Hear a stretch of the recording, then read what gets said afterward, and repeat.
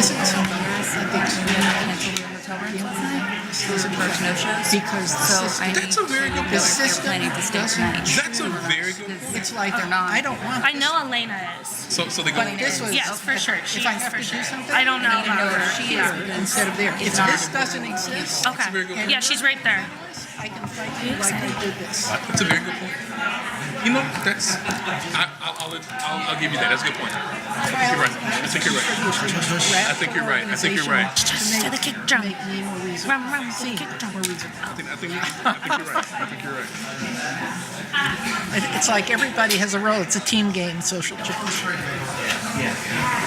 at Professor.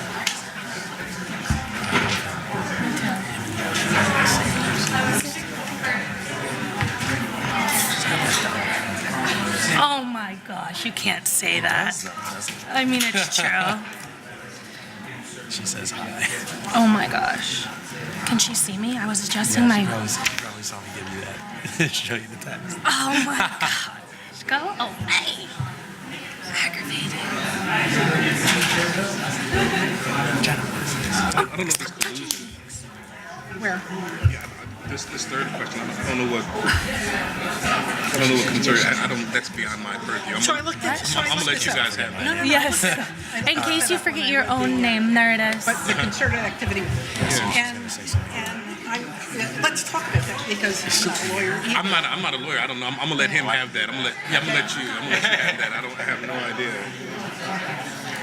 And the collusion point, I have an intuition, but I'm not sure, so I'm gonna defer to you. So whatever you say, I'm gonna come right after you.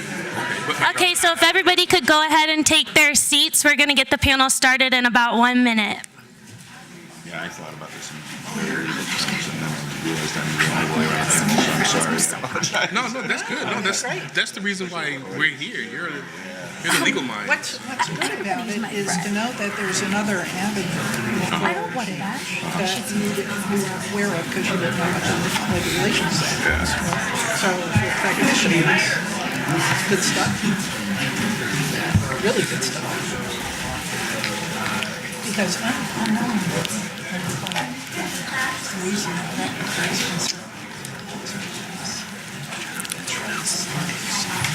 Yes. Okay, so we're going to go ahead and get started with our third panel of the day. The panel is called Cost of Kneeling, and so the setup will be 45 minutes of a panel presentation and then hopefully 15 minutes for a Q&A. So today we have our moderator, who's Clayton Smith. Clayton Smith is a third-year law student at Maurer School of Law. Clayton was a Division I All-American athlete for the University of Minnesota men's swim team, where he also served as team captain. After graduation, I have the pleasure of being able to work with Clayton at Densmore and Scholl in Cincinnati. Pray for me. So I'm going to introduce our wonderful panelists today. On the far right, which is y'all's left, is Lawrence Ware, and he was also on a panel before. Lawrence Ware is a co-director of the Africana Studies Program and teaching assistant professor and diversity coordinator in the Department of Philosophy at Oklahoma State University. He is a contributing writer to Slate Magazine, The New York Times, and The Root. He has been a commentator on race and politics for the Huffington Post Live, NPR, and TV One. To his left, which is to you guys' right, we have Donna Lopiano. Dr. Donna Lopiano is a former chief executive officer of the Women's Sports Foundation and was named one of the most powerful women in sports by Fox Sports. The Sporting News has repeatedly listed her as one of the 100 most influential people in sports. She has been nationally and internationally recognized for her leadership, advocating for gender equity in sports. Right next to her, we have Professor Dow Schmidt. Professor Dow Schmidt is a nationally recognized teacher and scholar on the subjects of labor and employment law and an economic analysis of legal problems. He is an author of 7 books and numerous articles on labor and employment law, and I've also had the pleasure of having him in labor law and employment law. And then finally, we have Xavier Rush. Xavier Rush is a professional athlete. He is a co-founder and CEO of XR Elite, and he comes to us from New Orleans, Louisiana. He was a Division I athlete on the football team at Tulane University and also served as team captain. So why don't you take it away, Clayton? Awesome. Thanks, everyone, for joining us today, and hopefully we can have a great conversation about the topic. Just to get things started a little bit, I thought we'd start with a broader question and just addressing the topic. In the minds of our panel, is kneeling during the national anthem a form of speech?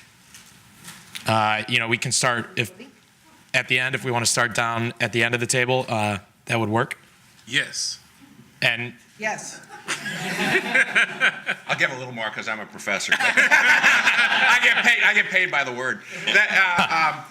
There's been some argument that it's conduct, but I would have to say it's conduct that's clearly expressive. So it is expression, yes. And Xavier? Yes, it's a type of gesture. Yes. So, in your minds, do you think there's been any protests from the past that have raised similar issues as kneeling has today? Obviously, this is kind of the hot topic protest that we have now, but in the past, has there been anything similar?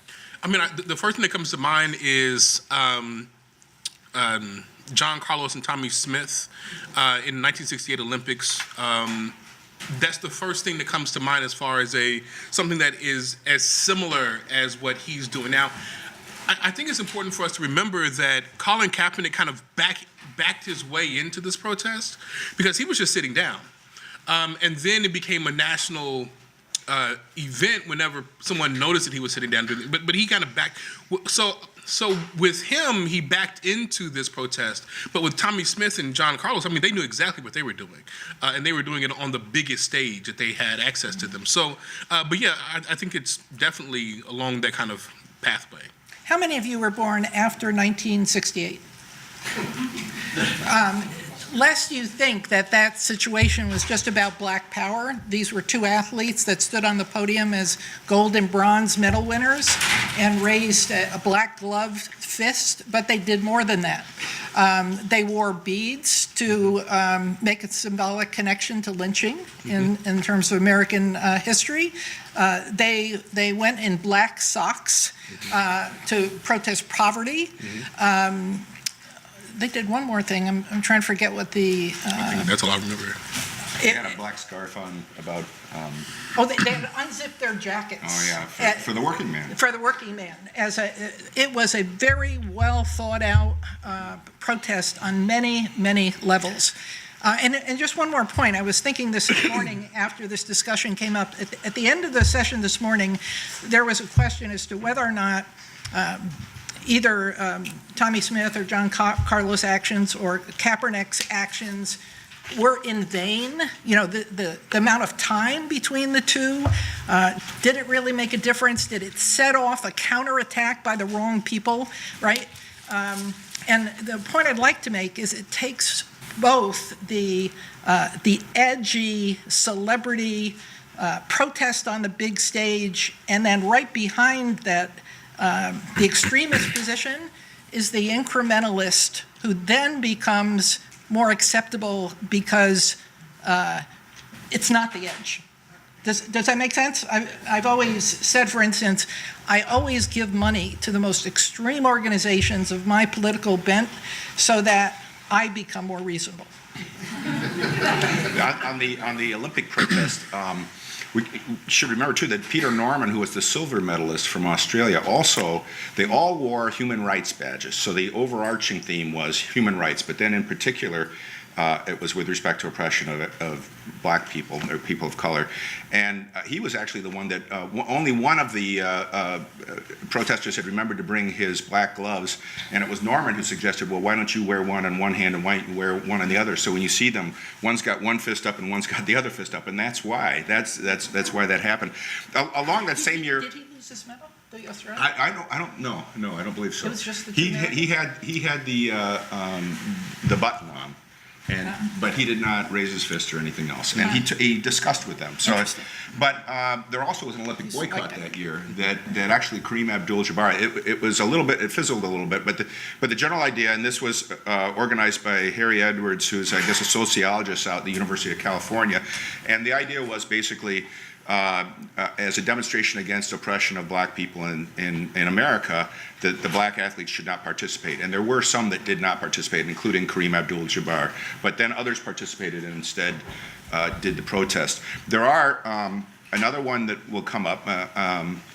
that you might think about as Muhammad Ali refusing to serve in the United States Army that was 1966. And that was actually very controversial. Of course, there were a number of people who were being drafted and going to Vietnam and not coming home. And so that was a very unpopular decision at the time. And he attributed it basically to his religion and not being able to justify fighting on behalf of a nation that oppressed him. There also a very close, a similar protest was in 1996. NBA star Mohammed Abdul Rauf, a similar situation where he was not standing for the national anthem, and a reporter asked him about it, and he said that under his religion that he could not, that the flag and the anthem were symbols of oppression, and that recognizing them was inconsistent with his religion. And he was suspended for a game, and they negotiated, the Players Association supported him, and they negotiated a compromise where he could pray during the national anthem, but he was supposed to stand and pray. But his playing time went down after that, and he played on some other teams, but he never became the steady starter that he was at one point. So, and he would attribute his career fizzling to the response to his protest. And to piggyback on that, Chris Jackson, Muhammad Abdul Rauf, like personally, he's from Mississippi. I've grew up watching him. I've met him. I've known him. So that was when this came up with Colin Kaepernick. That it was a parallel comparison, and like he said, he basically got blackballed for the league for showing his freedom of speech. Him sitting down during the national anthem, which was his right to do so if he wanted to, but just a negative outlook on that. And then him changing his religion and his name kind of gave him just not a good look in that light. And then to add one more, when Venus Williams in the Wimbledon fought for equal rights for women, she set out, she made a really big deal about it, and over the years they finally got equal pay for men and women during Wimbledon. So these type of protests, these type of gestures can and will eventually, if you stick to it, make a difference. I mean, but it's important for us to keep in mind the cost that comes along with doing things like this. Exactly. So when John Carlos and Shelby did what they did, I mean, it was a backlash, and then I think they had the medal stripped away from them or something. You know, so that happened with them, then Colin Kaepernick. So anytime you take this kind of stance, there's going to be some kind of backlash.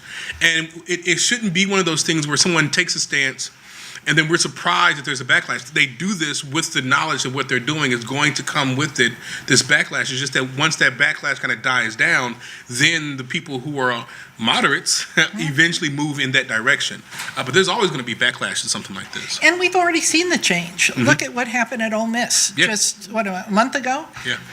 All of a sudden, a coach who has, had gone on record saying that you cannot kneel during the national anthem. There's a Confederate flag protest on the Ole Miss campus, and half of the basketball team kneels during the national anthem, and all of a sudden the coach says, "I support my players." Wow, that was absolutely huge. And if I think we can say that if these other protests didn't happen previously, and we didn't let this stuff be discussed, that probably never would have happened. So they're all functional. That's a really good transition to one thing we wanted to talk about a little bit is what seems to be the goal for these players or these participants, and are these protests effective? You talked about how they've kind of compounded and the past protests have aided the development of new protests. Do you think these current protests are effective, and are they effective in achieving the goal of the players and athletes? Well, as a former player or a current or former player, like the goal is, as athletes, we want to not be looked at as just athletes. We want to be able to, our voice to be heard as role models, as people with different, that can make a difference in the community. So we're not just overlooking the problems in our society, not just going to work, playing ball, getting a check. We have family members that are in those communities. We have people that these decisions influence that we can't just look over. So as an athlete and as millions and millions of people, follow us on Instagram, follow us on Twitter, watch every game, buy our jersey, wish they were us. If they wish they were us, why not show them the way that we think they should look at certain situations in a positive manner, in a way it affected us, because a lot of us are affected from those societal things that's going on negatively in our communities. So with the kneeling and the protesting, it's just trying to open people's eyes that have not experienced it to just look into it, just think about it, just something, be curious about it, go dig deeper, research a little more, ask a friend. And then when that buzz and that chatter starts going on, then that's when everything spreads. That's when things change, positivity changes, and that wave keeps going and going. And just look at how the actions of the pros have empowered the collegiate athletes to do things they never would have done before. When you look at the University of Missouri threatening not to play a football game unless the president of the system of the University of Missouri resigned, and having that happen, they never would have done that before, I don't think, if there wasn't this kind of a precedent. Or at Grambling, the players doing the same thing, saying, I'm not going to play on Saturday unless you fix a dangerous weight training facility. Instead of looking at it as, this thing that didn't happen, I think huge things are percolating because of it, and it's in the long run, it's going to be good. I mean, to answer your question, what's the goal of it? The goal is to raise awareness about whatever it is that they're talking about. So in the case of Colin Kaepernick, it's to raise awareness about what's happening with African-American men being killed by the police, but then writ large is African-Americans being killed by the police. In the case of Grambling, it's about raising awareness about this particular dangerous situation. So in the case of Missouri, it's about what's going on with the president of the university. So what they're trying to do, they're trying to zero our attention onto something, right? Whatever that is. And is it effective? It's absolutely effective, right? I mean, it absolutely brings awareness and brings attention. It brings backlash with it, but it brings awareness to it. And usually when someone does it, there is some kind of response. Now, it may not be the response that you want, right? So Donald Trump still got into office, even though Colin Kaepernick was kneeling. But it still brought awareness to what he was talking about, right? And money began to kind of flow that way. So, yeah, it's definitely effective. I'll stop there. I think it's very hard to gauge how much it contributes. I would agree with what's been said about it being effective in drawing attention to particular issues. Muhammad Ali, I mean, ultimately the anti-war movement shortened the length of the Vietnam War, I think you could argue. I don't know how much his protest contributed to that.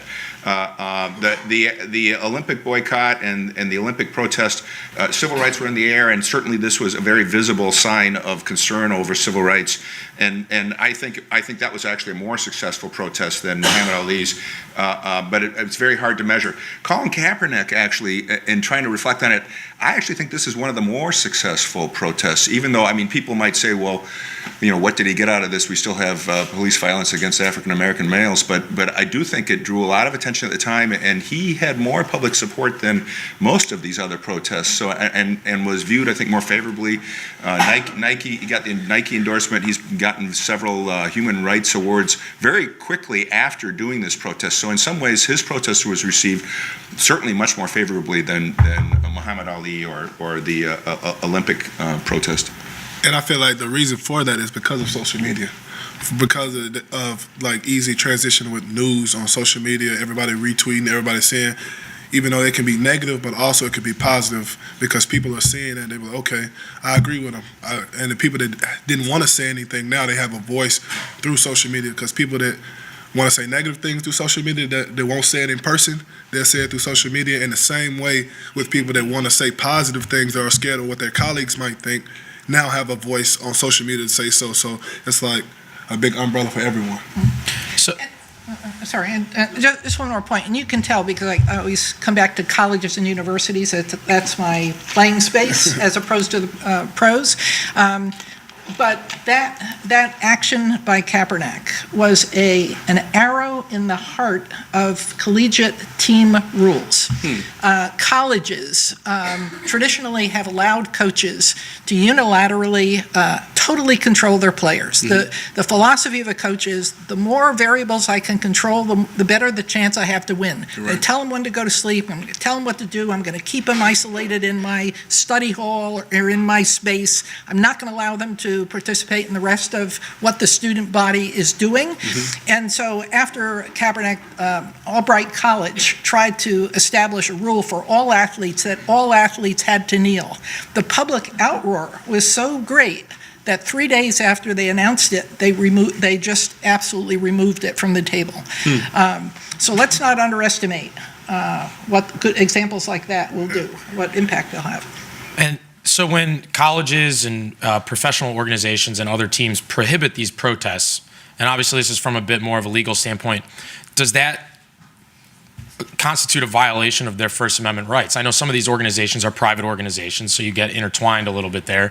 But in the minds of the panel, when these organizations prohibit the protests, is that a violation of those rights? You're the lawyer. You want me to start with that? That's a little bit more to Professor Dowschmidt.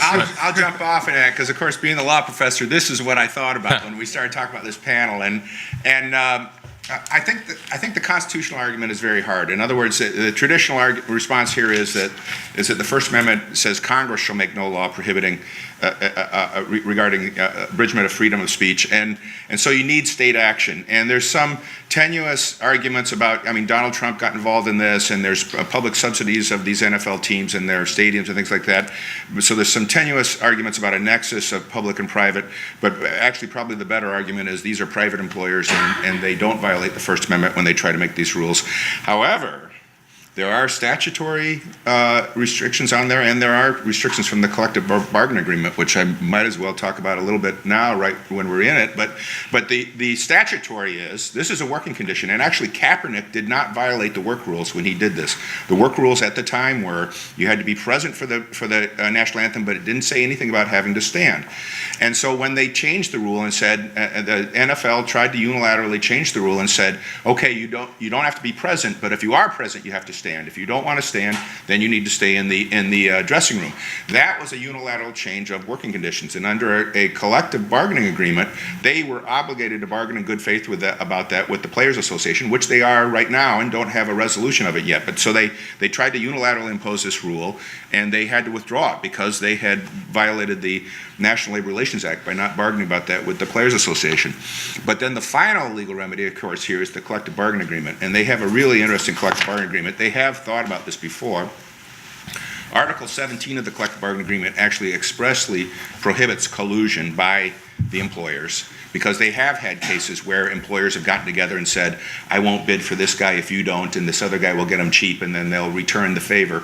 And so they have an express a provision against collusion by the employers in not bidding on players.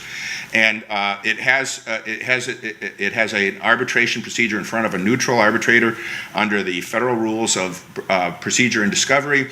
It has a standard of proof that you need clear preponderance of evidence, but if you can prove collusion, you get basically triple damages. And that was the provision under which Kaepernick brought his grievance, which was supported by the Players Association.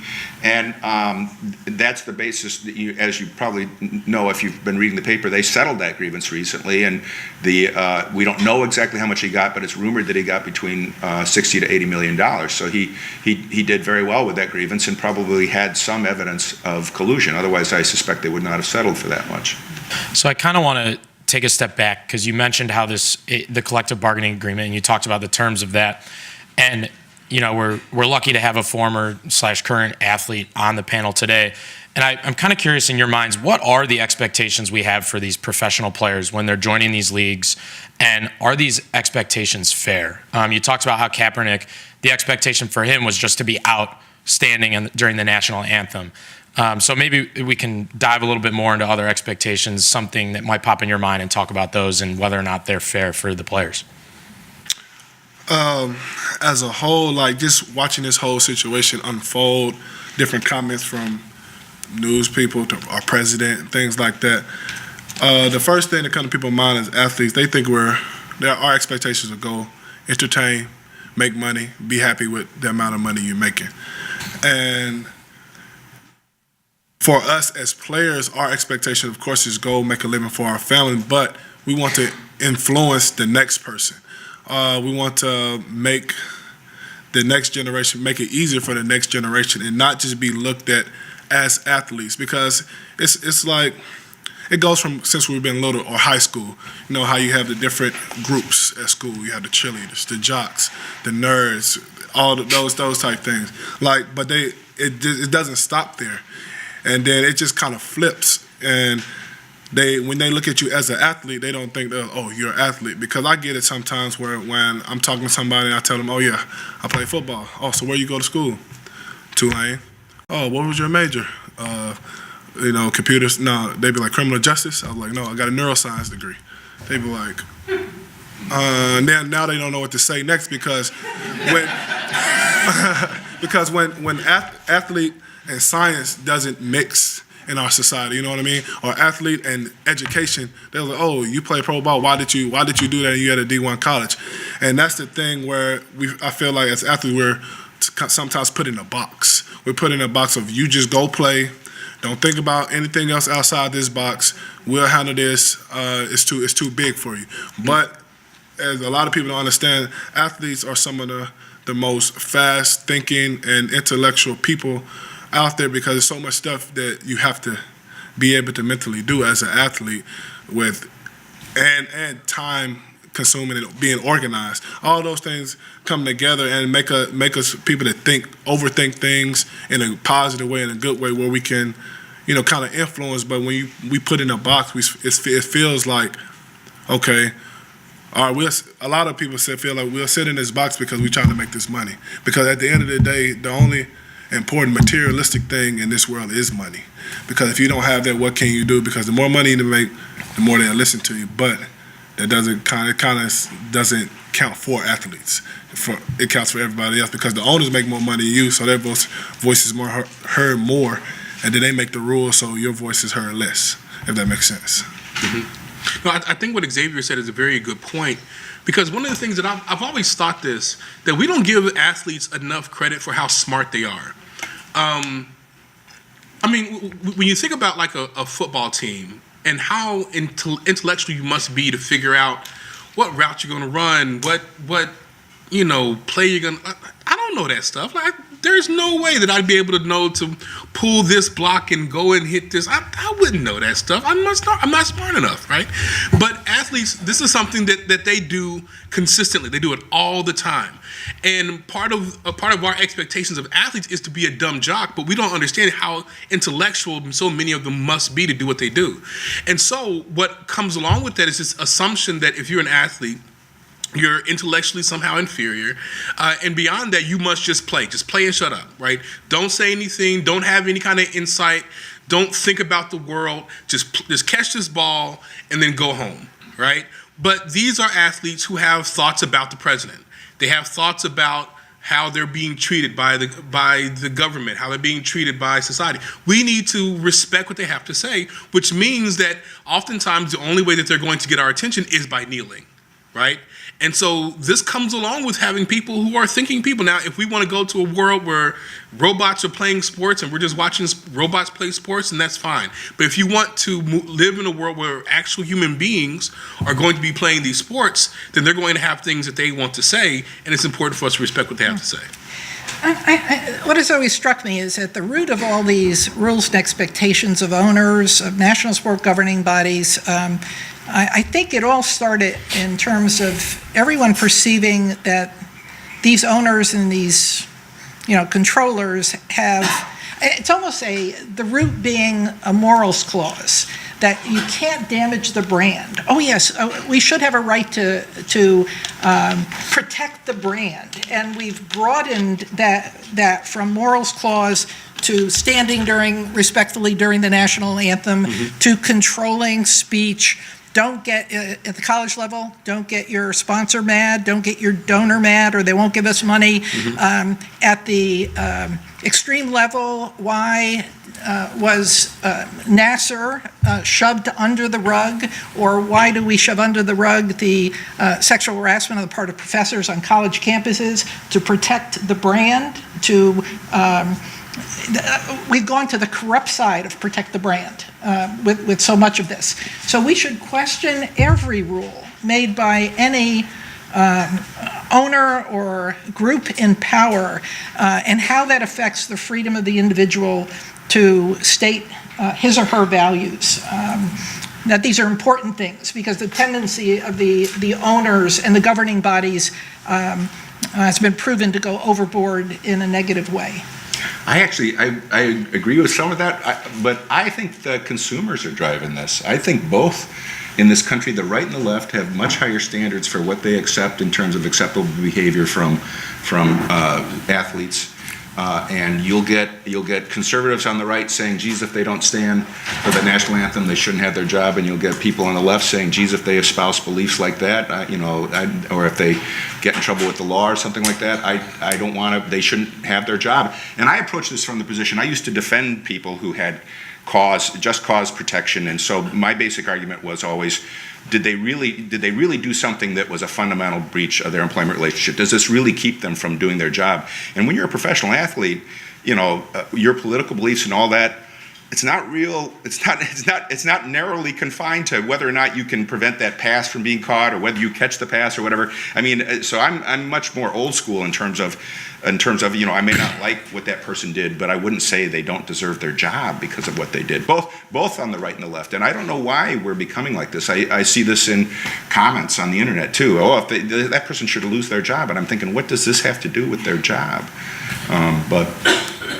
Ooh, you open a can of worms. I'm gonna leave it alone though. Leave it alone. Keep going. Well, it definitely, unless you have something to share, one of the curiosities we kind of have, and you guys all expressed almost a different opinion a little bit down the board, is where does this power and control lie? Who maintains the power and control? We talked about owners, we talked about players, we heard about members of society outside of all those parties, and if it does lie with one party, how do we shift it to a point where these issues are being recognized and potentially solved?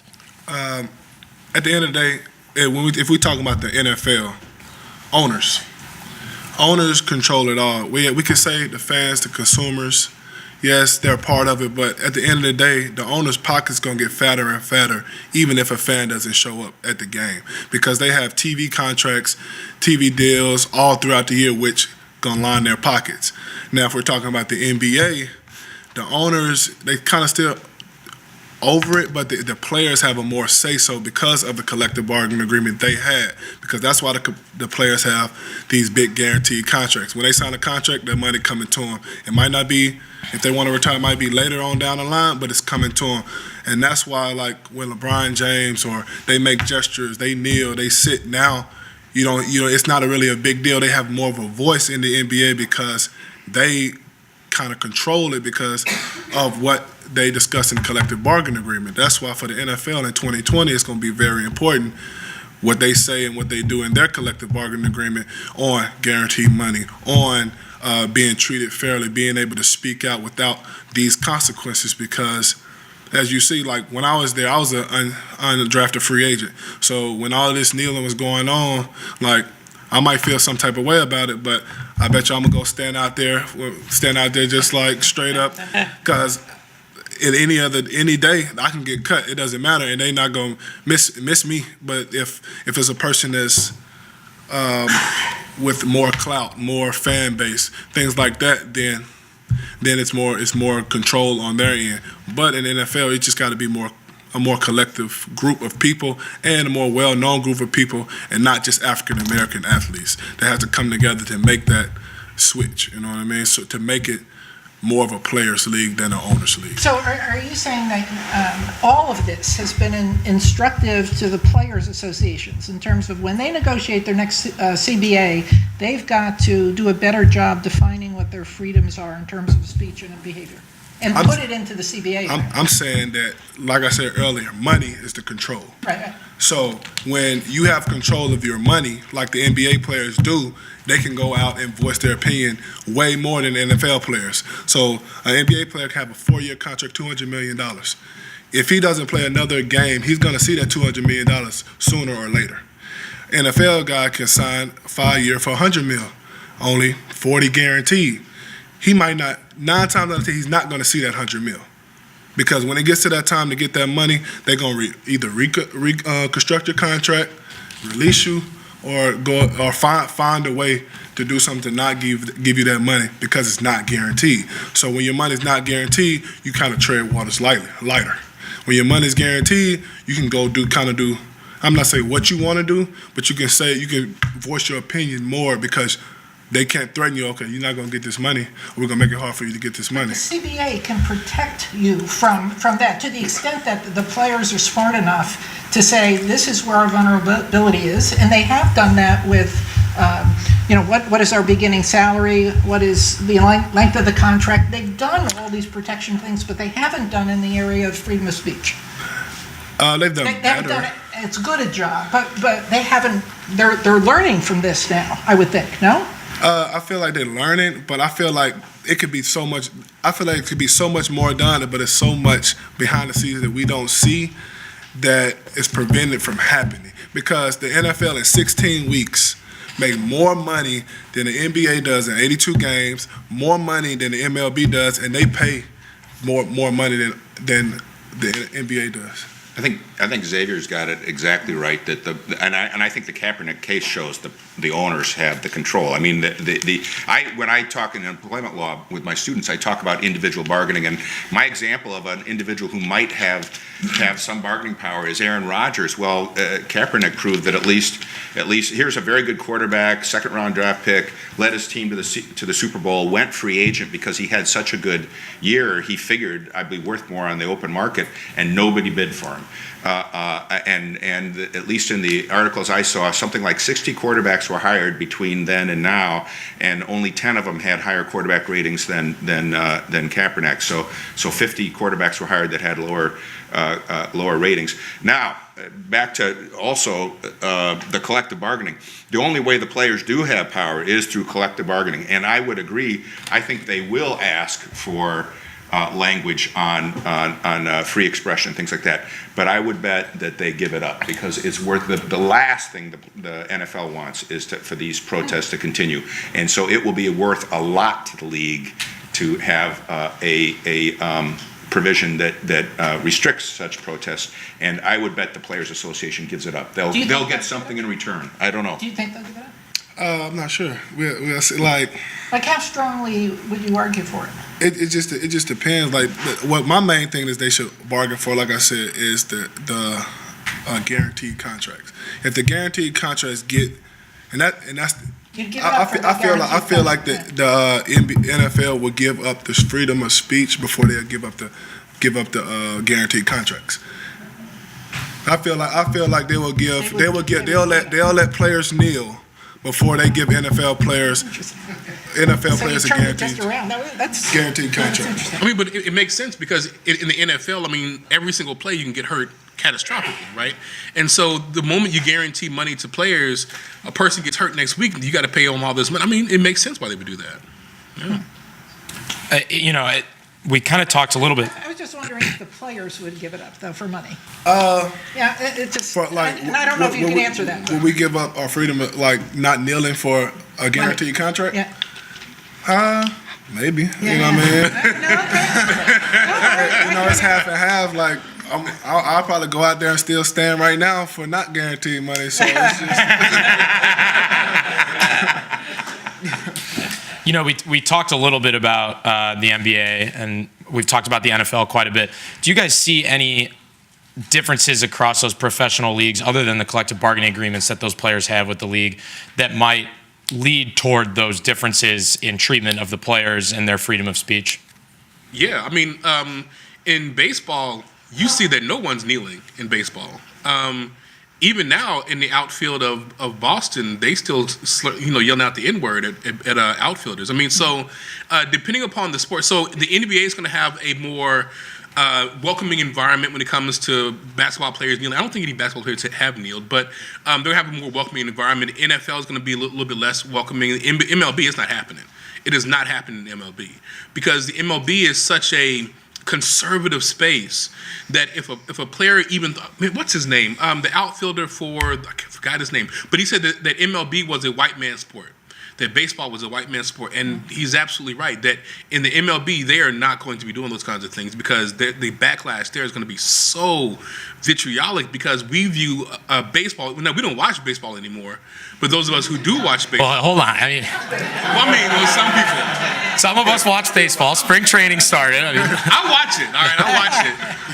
Y'all ain't watching baseball. he's right there in front of you. I don't know why y'all lying. Y'all not watching baseball. But the people who do watch baseball very, very passionately, they are pro-America. I mean, they are deep into America. What are you saying? Pro-America? Or Pro-America. pro-nationalist? You asked me a different question now. But that's what you're they're saying. nationalistic. They're very Yeah, yeah. nationalistic. But in a white nationalist perspective. No, not white nationalists. Okay. They may be white and they are nationalistic, but they're not white nationalists. No, they're people who are very pro-America. They're people who are very, gung-ho when it comes to the flag. Now, I'm not going to say that they're white nationalists. Leaning toward? I don't know. They live streaming this. You ain't gonna time on that. But I would say that people who are deep into baseball are very pro-America. Are they white nationalists? No, I'm not gonna say that. Very traditionalists. Yeah. Yeah, but those are dangerous words now, Yeah. right? Yeah, They have they are. double meanings, and they're They are. they're hidden meanings. It's for sure. complicated. It's complicated. Yeah. But it's okay to talk about it. It's you're better off talking about it. Yeah. I do have another question on the legal side for Professor Dauschmidt, just to touch on the subject a little bit. One of the curiosities here we had talked about is kneeling speech, but is kneeling a concerted activity under the National Labor Relations Act in your mind? Obviously that's a broad question. It's a big issue, but if you can talk a little bit about concerted activities and maybe in your experience, would it constitute one? If you do it in concert to address working issues, yes, it would be concerted activity. I would say kneeling in general is concerted activity, but the question is whether it's protected. Yeah. And here they're under a contract that requires them to be there and doesn't require whether they stand or not. And so they aren't actually engaged in any kind of job action. He's doing what he's allowed to do under the contract. So there was no job action here. If they had had a contract that said you have to stand, if that rule had been a good rule or a legally enforceable rule, then this would be a job action. It would be in violation of the collective bargaining agreement because it says they can't do job actions, and it would also only be a partial strike. So then it would not be protected under both of those because it's in violation of the collective bargaining agreement. And it would also be only a partial work stoppage. So both of those would say it's collective action, but it's not protected. And here, the additional problem here is the objective they want is something political. It's something that the NFL can't give them. So in other words, if the objective of kneeling is somehow to address police violence against black men, the NFL can't give them that. So it's not over a working condition. Well, I'm not sure, because the thing that breaks down for me is as soon as the owners create a political event at the game. So they have brought in the national anthem and they're politicizing the game of football. They're making it something that's patriotic, something that's why would it be a concerted work action to protest the other side of that political statement or any subset of politics? The owners open themselves up for that. And I just think he had every right to do it as a work action. Because that's what the game became. And to piggyback on that, just like these other things that they do at the games, like breast cancer awareness, selling equipment for that, making money off that, the military week, and then with the players in their cleats, cleats in their calls. So all these things you're allowing. Even encouraging. Right. But when it comes to protesting, silently protesting during the national anthem, how is that even different? No, and actually that goes along with my puzzle about why have we raised standards for pro-athletic behavior. I mean, in part, the leagues are raising standards. Now we're involved in fundraising at our professional athlete activities. I mean, some of this always went on. I guess the national anthem, I saw in looking up in an article on this, they actually started playing the national anthem in World War I because they felt it was slovenly to be be playing such a trivial sport when people were dying overseas, so they started playing the national anthem. And it wasn't even the national anthem at the time. It didn't become the national anthem until the 1930s. And then it disappeared during the 30s, but they brought it back during World War II, and it was actually Canada that started it first. And then we figured, well, we should be playing ours too. So it was a show. It was a show of patriotism when people were overseas, and then they just continued it after World War II. But we have a couple minutes before we open it up for questions a little bit, and I wanted to give the panel a chance, whether they had, I know some people took notes, whether you guys had some closing thoughts or things you wanted to discuss at all, kind of an open time right now for you to either close on some thoughts, close on some topics, maybe address something or go a little deeper on something. I have a question about OU. Is it true that at your basketball game a couple of weeks ago, there was, the crowd was chanting expletives at other players? yeah. And did the athletic directors stop the game? No. And what happened?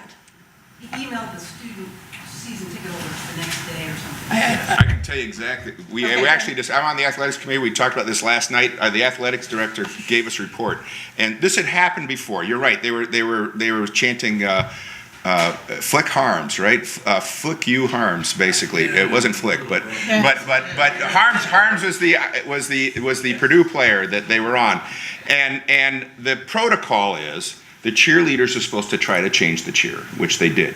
The band is supposed to try to play over the cheer, which they tried to. The announcer is supposed to tell them to calm down, which they did. None of that worked. So the athletic director sent out the email basically to the students saying, please keep it clean. And now I'll let it drop that they also have had Juwan Morgan now has made a little video that if this happens again, instead of the announcer saying please keep it clean, they're going to have Juwan Morgan come on the big screen, and it's going to say please, this isn't what we do at Indiana University. But to be fair to us, at least the allegations at the athletic committee last night was that this happens more rarely here than it does at other schools. and so to just focus on this one incident, they argued was uncharacteristic. The F word? Yeah. It's routinely at other Big Ten schools? Yeah. The F word? Yeah. That word was recently used to stop a chant. Coach Calipari at Kentucky has stopped that chant. Mike Krzyzewski has stopped chants like that. That's exactly the answer that the standard operating procedure would be for the head coach for the game to stop. And to think about it this way, this is a college campus. It's an educational environment, and it shouldn't tolerate a hostile educational environment. Would you let anybody walk into a classroom and start flinging around expletives? No. So how do you stop unruly behavior by a crowd? You stop the game for which they came, and the head coach walks out and says, this is not the way we're acting. I saw Coach Knight do that. And the option is you could pull the team off, or you can eject or say, I'm going to eject any offending fans. I think one of the chanters in the back wants to.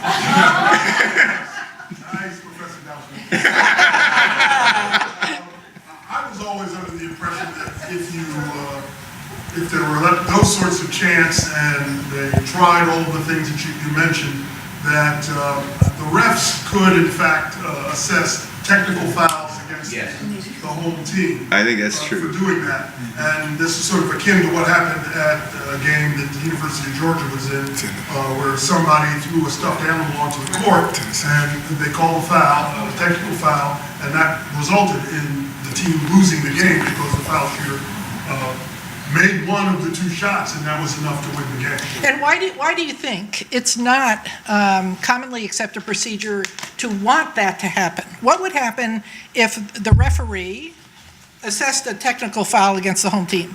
He's or she is escalating the situation. If you want to de-escalate the situation, you get it down to respectful behavior, calm, voice, not a threat, but a calm voice of the head coach saying, we just simply will not deal with this. It's like a parent on the court, right? What are y'all doing up here? What is happening up here at this school? I'm sorry, keep going. I feel like if the technical foul was enforced, it would have calmed it down because you don't want to hurt you at home. Maybe. You don't want to hurt your Maybe. team because if you one of those people that chanted that chant and then your team, like he said, loses by 1 point, then you looking at it and you like, dang, I can't blame the team for this one. I got to blame my. I did it personally. The bullshit chant is very common everywhere. What's the difference between bullshit and FU? I don't know, but that's very common. You clearly didn't want to say that.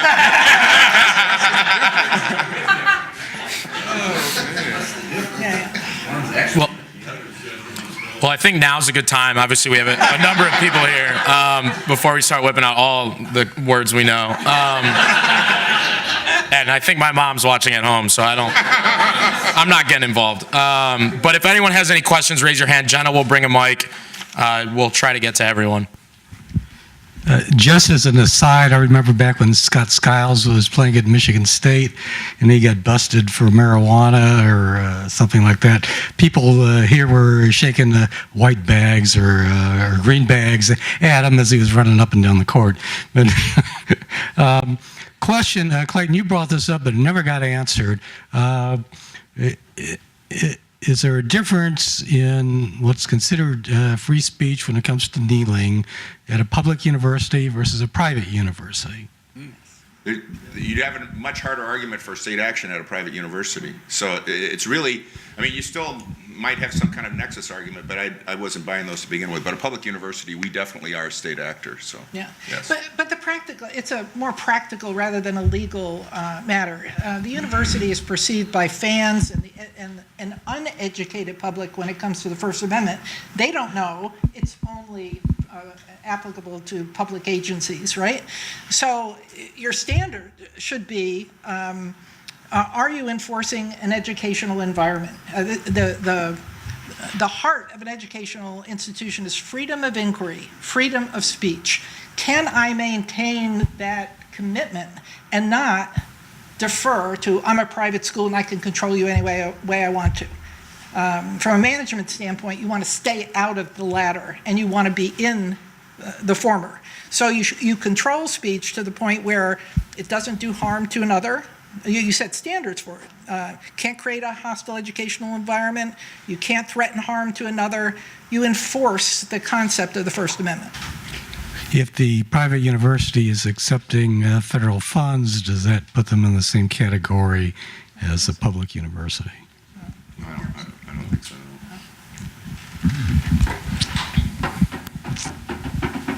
It is? If no one has another question, okay, right here. How does Jerry Jones get away with saying nobody on my team will kneel? Everybody on my team will stand. And that's a demand that he made when this stuff all came out. And if the collective bargaining agreement doesn't address that question, how does he get away with saying not a single person on my team will take a knee?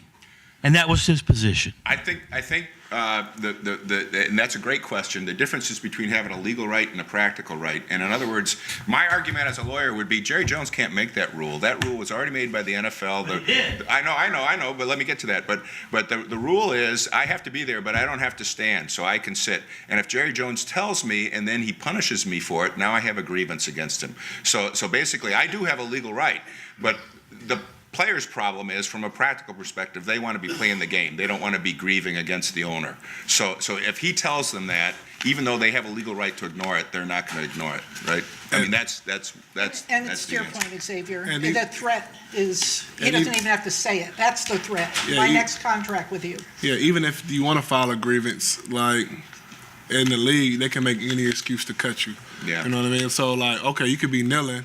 It could be obvious that you got cut for kneeling, but your performance was down. This week you did this, you did that. Because you're not going to be perfect in every game. They can find certain things, but we feel like he's better than you. We're going to bring him in and cut you.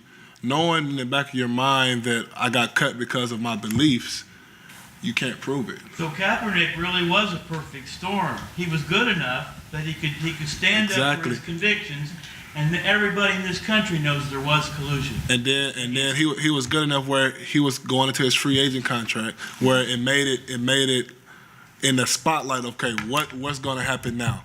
Now the owners, if they were smart, somebody would have got him, but they didn't. And so now, and then the Broncos tried to get him, but they tried to lowball him, didn't want to give him what he was worth, and he wasn't going for it. So now we know why, and now that's why they did the grievance, and that's why they just settled. Do I think he should have settled? No, I think he should have kept going, because if they willing to settle, that means you have something on them.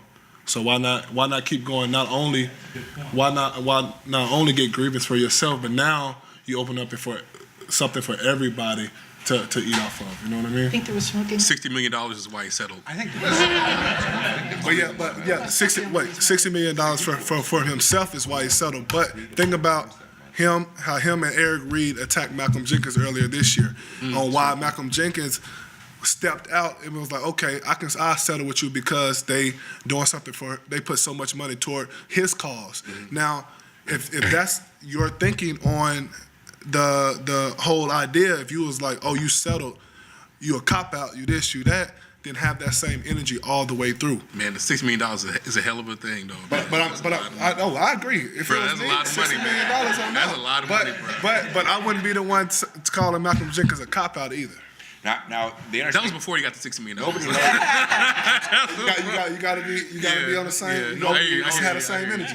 What this agreement says, there is some speculation that Kaepernick might play in the NFL again, and then the question is does he sit or does he stand? And I don't know what if the agreement says, well, okay, we're going to settle this $60 to $80 million, but you agreed not to kneel anymore. I mean, I have no idea. I mean, he said he was going to but there is stand if he went back speculation. in. Yeah, he said he was going to stand if he went back into the NFL. Did he? Yeah, Okay. he said he was. Well, that kind of opens the door for another question, and before someone else has one, would it be just as effective if he were to kneel and it was under a different collective bargaining agreement that kind of permitted that? You know, if they get a new agreement, you know, would that be as effective as it was now? The way the NBA players protest and how their salaries and things permit their protests a little bit more, are their protests as effective as the NFL players are? That's a good question. I mean, my first instinct is no. In fact, in some ways, it's got to be a little bit naughty. Otherwise, it doesn't mean much, right? I mean, you've got to be putting something on the line. Otherwise, it just doesn't mean. It's not that it's meaningless, but it doesn't mean as much. I think. I feel like it's as long as more people do it. When you come together, more people do it. More people do it. No matter what race, no matter what background, no matter what economical background. If more people do it together, then it'll raise more. Because as a human thing, it's got a lot of leaders, but you got a lot of followers. So if a lot of people start doing something, it's gonna catch. It's gonna have a snowball effect. So I feel like, yeah, if it is under the CBA that now you can kneel, as long as more people do it, it still have some type of effect. Just from a practical administrator's perspective, colleges and universities have a lot to gain by supporting athletes who protest respectfully, because they can tie it to the educational system. They can tie it to how they want the world to operate. We should all have the right to respectfully speak to each other and protest in a way, and to arbitrarily say you can and you can't, or this is more valid than this. We're not taking a winning position if we stop free speech, period. Well, to play devil's advocate a little bit there, if we were talking earlier about students chanting and things like that, that kind of steps against that Harm? a little No, bit. it's hostile environment. Yeah, that's harm. And harm to Okay. another. I think it's a whole different Yeah, animal. I think it's different. And that's a lesson that we have to teach students sitting in the stands. So okay, as more of an athlete, I don't have really a fan's perspective. So as an athlete, I know we on the field competitive. We talking junk. He talking crazy to me. I'm talking crazy to him. But we know it's in a competitive spirit. And after the game, I can go shake his hand. As long as there's no bad blood. Of course, certain lines can't be crossed. Of course, but chance like that, like playing basketball, playing football, playing in a hostile environment. Sometimes that gives me more. Would you accept that if somebody called you or if you were gay and That's over the somebody line. called you, is that the line? I What's think the line? that's over the line. As isn't it? opposed to, I'm going to kick your rear You end, talking right? about like as another athlete or Try as, another athlete, looking at your face and saying that. I'm gonna feel some type of way, yes. But in that point, I'm in the lines of playing. I'm not gonna fight him, but I'm gonna let my play show him, and I'm gonna come to him as a man afterwards and tell him Okay. look, that wasn't called for. Now, if you want to say it to me, then we have to handle it in different ways. But in the lines of like, I'm not gonna say that's never been said to me before. You know what I mean? But as a fan, I feel like okay, those type slurs. Like I'm not gonna come and call anybody a racial slur, but like them saying my last name, you know what I mean, and calling me, that doesn't bother me. You know what I mean? Because that's just part of them trying to get in my head, and as a competitor, it's my job to do my job without you getting in my head. But you have that, you have a line. Oh, Yeah, everybody has okay, a line. Yeah. Does anyone have any other questions? I think we have time for one more. Question, but you brought up, you mentioned gay. Did we not have an episode in this state where the NC2AA and a lot of colleges over the infamous riffraff and our great vice president passed that, and then the NCAA and a lot of colleges, sports said, we ain't coming to Boycott, yeah, Indianapolis. absolutely. And that, along with the Fortune 500 companies, oh, gee, we probably ought to repeal this, it's financial. But the NC2AA and all these colleges in Indiana and lots outside said, we're not coming. That's right. That was, I think, a high watermark of college sports Sure. to this state. And it's absurd. Agreed. Agreed. Well, I think we're running a little short on time, but thank you everyone for joining in the conversation today and listening to the panel talk about a topic that's very relevant and very interesting as well. So thank you.